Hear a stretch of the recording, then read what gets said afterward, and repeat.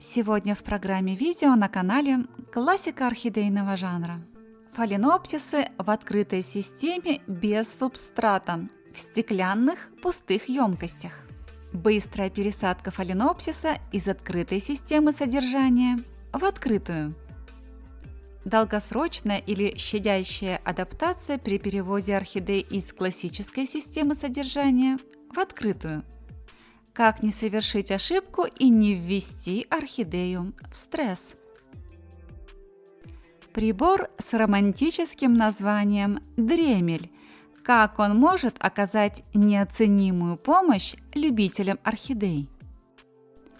5 белых орхидей на одном подоконнике, их сравнительная характеристика и признаки, по которым нельзя отличить Согаюкидан от других белых орхидей.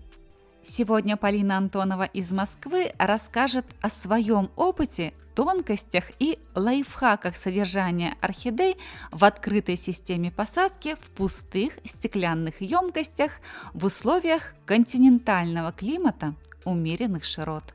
Встречайте! Приветствую зрителей канала «Классика орхидейного жанра». С вами Полина из Москвы. Моя декорейшн живет в открытой системе уже год. За это время она заметно нарастила корни. Я ждала, пока она отцветет, чтобы пересадить, но у нее уже проснулись новые почки. Откладывать уже дальше некуда, буду пересаживать так, уже из вазы вываливается. Зимой она процвела на 16 цветов всего, и держались они недолго. Даже полный распуск заснять не удалось, так как они начали отцветать. Зимой у нее всегда короткое цветение на 1,5-2 месяца. Летом держит цветы 4 месяца. Сначала я опрыскиваю корни, чтобы они стали эластичнее. Достаю.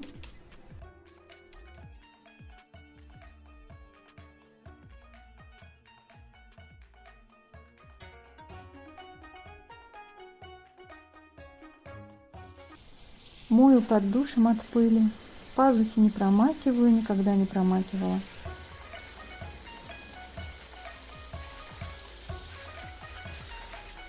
Кашпо я нашла вот такое.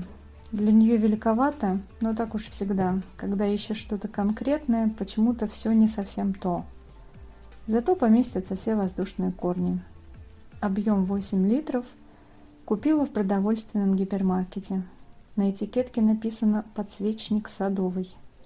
Стекло тут не очень толстое, и края у этой посудины обработаны плоховато, поэтому под листья подкладываю кусочки упаковочного материала, чтобы листья не повредились.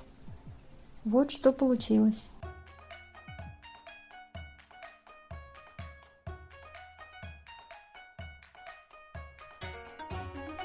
С тех пор, как я увлеклась открытой системой, мне понадобились стеклянные посудины разных размеров. В магазинах не всегда получается найти то, что нужно, поэтому муж иногда вырезает мне из подходящих банок. Это была бутылка от сока. Это была литровая банка. Обрезана криво, это была первая попытка. Мы тогда попытались снять верхушку способом с горящим шнуром. Получилась кривулька, но я не стала ее выбрасывать, а тоже пустила в дело. Это 3-литровая банка от соленых помидоров. Муж вырезал ее по контуру алмазным диском. Как называется? Дремель. Чего? Дремель. Дремель. Это штучка с Машинка. романтическим названием дремель издает звуки хуже, чем у стоматолога. Края зашкурили наждачной бумагой. Край получается вот такой. Какие недостатки у таких кашпо? Первый – это вес. Стекло тонкое, кашпо получается не очень устойчивое, особенно если оно высокое, но все-таки тяжелее, чем пластиковый технический горшок. Второе – это края не идеальны. Кого-то устроит, кого-то нет. Теперь перехожу к царине. У меня это самая крупная орхидея. Вот она рядом со стандартами и кошкой 4,5 килограмма. Я ее купила в строительном магазине. Наверное, больше года ходила, смотрела на нее. Мне казалось, цена в 3 с лишним тысячи – это слишком. А потом я попала на распродажу, причем в самый первый день, и выбрала самый лучший экземпляр. Это была не реанимашка, просто цветашка в прекрасном состоянии. У нее был сломан кончик цветоноса, и поэтому уже росли 2 боковых ответвления с бутонами. Дома они расцвели и держались 4 месяца. После увядания сразу же стали расти следующие, перерыва она не делала. Таким образом, уже год она в цвету. Горшок у нее тут все еще родной технический. Она продавалась в размере 15. Я наделала в горшке дырок, срезала дно. Грунт я убрала частично сверху, часть выпала снизу. Поливаю опрыскиванием ежедневно, как и все остальные. Несмотря на то, что это еще не открытая система. Грунт здесь кора в виде тонких мелких щепок с кокосовыми волокнами. Цветы 12-12,5 см. Не плоские, немного вогнутые. И есть и желтые усы, и язычок, и розовинка с тыльной стороны. Поскольку перерывов в цветении царина не делает, цветет уже год без остановки с момента покупки, пришлось пересадить ее с цветами, а точнее перевалить. Корни проросли сквозь дырки, я срезала горшок по кусочку секатором. Грунт немного осыпался, совсем чуть-чуть, потому что корней много, они крепко тут все держат. Вот как она выглядит после перевалки. Получилась полуоткрытая и частично закрытая система. Почему я сделала именно так? Когда я впервые переводила свои орхидеи на открытую систему, я сделала это очень резко. Просто достала растения из горшков, убрала всю кору, отмыла корни под водой и поместила их в кашпо. Я видела, как страдают растения от стресса. Корни не могут функционировать в прежнем режиме в резко изменившихся условиях. Листья теряли тургор. Каждая орхидея отсушила по одному нижнему листу. В итоге мои цветы восстановили тургор и зацвели только тогда, когда уже нарастили хороший объем новых открытосистемных корней. Больше я такого не хотела и решила действовать по-другому, более медленно и с сохранением работоспособности всех имеющихся корней. Смысл в том, чтобы для старых корней сохранить максимально привычную среду, а новые растить уже по-новому. Поэтому теперь я сделала вот так. Частично убрала верхний слой грунта, но это не обязательно. Наделала дырок. В этом есть и плюс, и минус, так как корни отлично росли с такой вентиляцией, но потом я с трудом все это срезала. Я отрезала дно. Опрыскивала корни ежедневно, но не так обильно, как остальные орхидеи. Я следила, чтобы корни не оставались мокрыми на следующий день. Объем полива подобрала опытным путем. После перевалки не добавляла никакого грунта. Что будет происходить дальше? Я буду периодически душевать ее, грунт будет еще немного вымываться. Через год-два дальше пересажу ее, еще немного грунта осыпется. Так она и, так сказать, вырастет в открытую систему. На старых корнях останется только то, что приросло. Как я поливаю царину сейчас? Тоже опрыскиваю корни каждый день, до момента, пока капли не начнут стекать на дно. То есть, как вижу, что струйки уже на дне собираются, значит все, хватит. Вот такими я нахожу корни уже на следующее утро. Они просохли. Если корни все еще мокрые, так бывает, если вдруг день дождливый, или вдруг похолодало, или брызгало в рассеянном состоянии и получилось лишнее, то в этот день не опрыскиваю. Покажу вам мои белые фаленопсисы. У меня их 5 разных сортов. Впервые цветет Сога Юкидан, с него и начну. Мне его отдали подросткам в прошлом году летом. На горшке маркировки не было, то есть сорт я знаю только со слов прошлого владельца. Я не могу с полной уверенностью утверждать, что это именно он. Взяла я его прошлым летом в размере подростка, с рук. Прошлый владелец приобрел где-то в закупках 3 штуки разных сортов. Одна у него погибла, и он из жалости отдавал оставшиеся в добрые руки. Я с радостью взяла, так как хотела сога юкидан. Люблю белые, люблю крупноцветковые, а в юкидане все и сразу. Дома он у меня не стрессовал, не сидел и не раздумывал, а сразу пошел в рост, чем меня приятно удивил, конечно же. Я постепенно убирала грунт, примерно по горстке в неделю, и, наверное, уже через месяц я уже перевела его на открытую систему. Корни были в активном росте, то есть это была благоприятная ситуация для пересадки. Мой юкидан быстро стал расти корнями и даже вырастил один новый лист, но ровно до момента, как наступила осень. У нас в прошлом году была резкая смена погоды. Ровно 1 сентября выключили солнце и включили дождь. И несколько солнечных дней мы увидели где-то уже в январе. Так вот, от этой перемены юкидан сразу погрузился в себя, и у него начали подгнивать некоторые корни на кончиках. Я уменьшила полив. Летом я опрыскивала ему корни до уровня воды на дне где-то в 0,5 сантиметра, а тут сократила до первых капель на дне. И срочно мы соорудили ему досветку. До этого я никого не досвечивала никогда, поэтому ничего специального дома не было. Зато я вспомнила, что у меня простаивает аквариум с лампой в наборе. Лампа эта специальная для растений аквариумных. Никаких ее параметров я не знаю, но я все равно ее повесила над юкиданом за неимением ничего другого. И он как начал мне краснеть листьями, я думала, все, горит. И подняла лампу повыше, наверное, сантиметров на 25 от него. А Наталья и тут мне говорит, что краснеют листья, это хорошо, значит, процесс пошел на лад. И я назад спустила эту лампу и перестала переживать. Ну и что вы думаете? У меня получилось, что под этой лампой стояли 2 фаленопсиса сразу, и оба выдали цветоносы. Но тут должна заметить, что под досветкой все остальные мои фаленопсисы тоже выпустили цветоносы, все без исключения.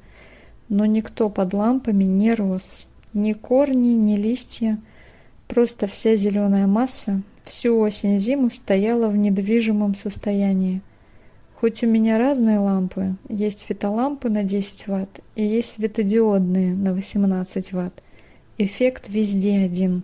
Может быть, они просто слабые для зелени, тут я не знаю, но вот такие у меня наблюдения. Возвращаюсь к юкидану. Цветонос вышел в ноябре, распустился в феврале, то есть рос 3 месяца. И замечу, цветонос не какой-то выдающейся длины, обычный, я бы сказала. Цветов он изначально планировал 8, но дорастил и открыл только 5, остальные отсушил. И то последний цветок не раскрылся до конца, и потом быстро завял. Соседний фаленопсис под той же лампой выдал цветонос в январе, распустился в марте. Это я рассказываю как иллюстрацию к тому, что нет никаких стандартных периодов цветения, покоя, все это неправда. Цветонос может появиться в любое время. Расскажу, какие признаки меня убеждают, и расскажу про признаки, по которым определить сорт нельзя. Когда-то, может, год назад, я увидела сога юкидан у одного архоблогера и, конечно, тоже захотела.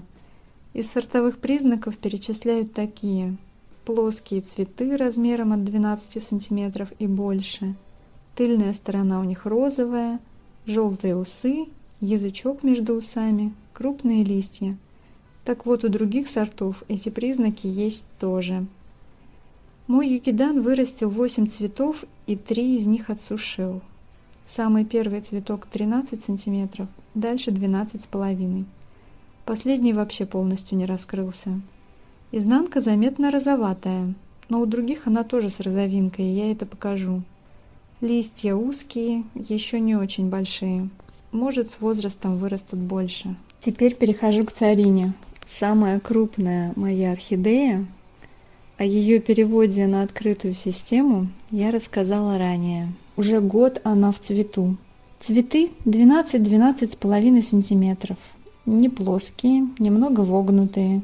И есть и желтые усы, и язычок, и розовинка с тыльной стороны. Вот эта орхидея была второй моей орхидеей. Мне ее подарили, сорт не знаю. Она у меня сидела 2 года без цветения, пока я ее не перевела на открытую систему и не начала опрыскивать. Свой первый домашний цветонос она растила полгода. Он был больше метра, на 8 цветов. И теперь после отцветания она его еще дорастила на 9 цветов. Теперь он уже около 1,5 метров. Цветы у нее звездчатой формы, по 8 сантиметров. Губа очень бледная, и только у нее одной из моих белых орхидей с тыльной стороны нет даже намека на розовый цвет. У этой орхидеи тоже сорт не знаю. Цветы 10 сантиметров, и тоже у нее есть и язычок, и немного розового стыла. А вот это мой сюрприз. Должна была быть цветная, но расцвела белым. Цветы 9 сантиметров, и тоже у нее и желтые усы, и язычок, и весьма розовая изнанка. Так что все это не признаки. У юкидана длиннющие каскадные цветоносы с огромными цветами. И только время покажет, вырастет мой в такого гиганта или нет. Куда выходят у меня окна?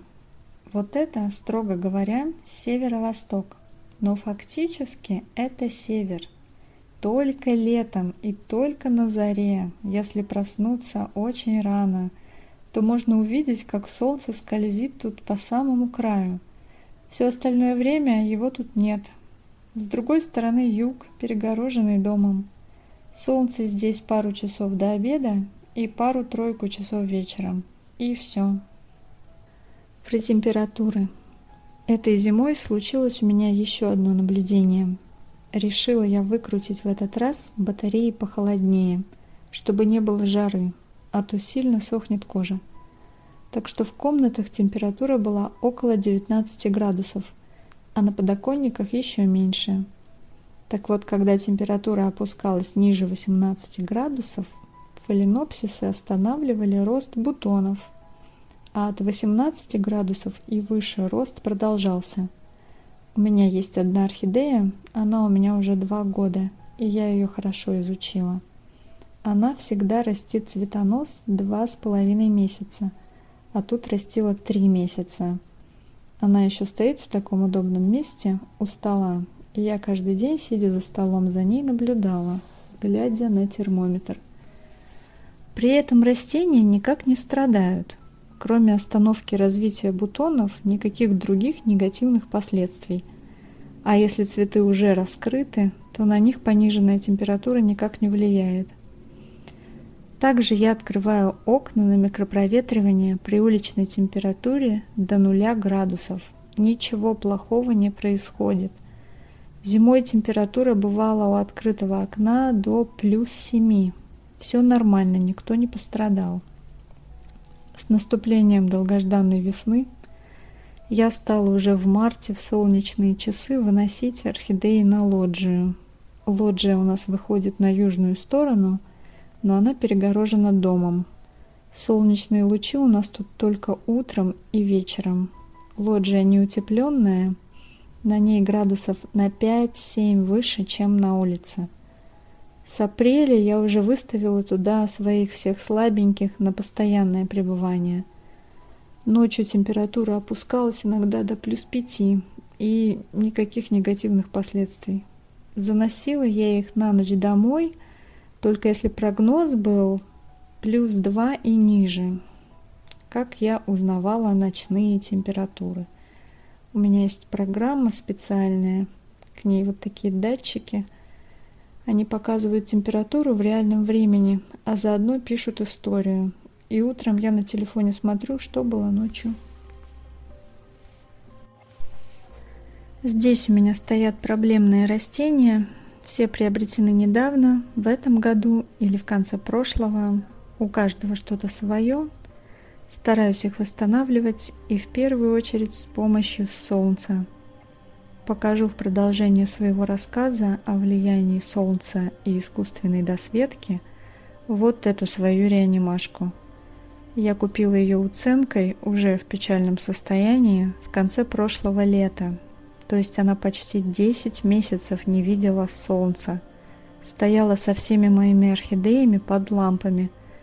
Но поскольку под лампами у меня ничего не растет, она чахла. Все хуже и хуже. И хоть время от времени я применяла и толстянку, и алоэ, и каланхоэ, я завела их все, можно сказать, в первую очередь для нее. Ничего из этого не помогало. И вот теперь, когда уже приличное время она стоит на солнце, и плюс я начала каждый день, делаю акцент на этом, каждый день, я стала смазывать ее соком размороженного алоэ. Видите, пошел в рост и лист, и корень. Видно плохо, они совсем маленькие, но наконец-то, по алоэ скажу, оно у меня в морозилке лежит уже пару месяцев, то есть не вчера заморожено. Сок я отжала и держу в холодильнике в стакане. Уже больше недели, наверное. Нюхаю каждый день на предмет протух, не протух. Пахнет все так же, но помутнел. Буду использовать, пока не кончится. Дальше разморожу следующий лист. Теперь подробнее о досветке. У меня куплены 2 фитолампы из строительного гипермаркета. Они на 10 Вт, свечение у них теплое, но если уж строго говорить, слегка с розовинкой. И есть несколько самодельных светильников светодиодных. Они на 18 Вт, и они холодного белого света. Эффект от тех и других одинаковый, разницы не вижу. Под ними мои орхидеи цветут, но не растут. Посильнее лампы не хочу, потому что и так очень ярко, даже с такими. А у меня цветы все не где-то отдельно, а в комнатах на подоконниках. Сильнее будет уже перебор для нас самих. Кстати, мои фитолампы в строительном гипермаркете стоили дешевле, чем на маркетплейсах, чуть ли не в 2 раза. Так что будьте внимательны, не всегда в интернете дешевле. Сколько работают лампы по времени? Таймера у меня нет. Зимой светили с 7 утра, как я просыпалась, и выключала, когда шла спать, в районе полуночи, то есть около 17 часов. Но так долго не обязательно, я просто строго не придерживаюсь режима. А сейчас я включаю лампы тоже каждый день, но уже только по вечерам, когда мы уже себе включаем свет, потому что темнеет, и выключаю также перед сном. Я благодарю всех за внимание, надеюсь, вы провели это время с пользой и желаю успехов! А вы уже смогли окончательно определиться с системой содержания орхидей? Какую выбрали? Открытую, закрытую или классическую? Если вы до сих пор еще сомневаетесь, одно из следующих видео на канале «Классика орхидейного жанра» наверняка поможет вам сделать правильный выбор. Ну а для того, чтобы новое видео на канале появилось как можно быстрее, не забывайте поощрять автора за его труд. Ставьте пальчики вверх под видео и пишите комментарии. А еще обязательно возвращайтесь на канал, ведь впереди у нас много интересного.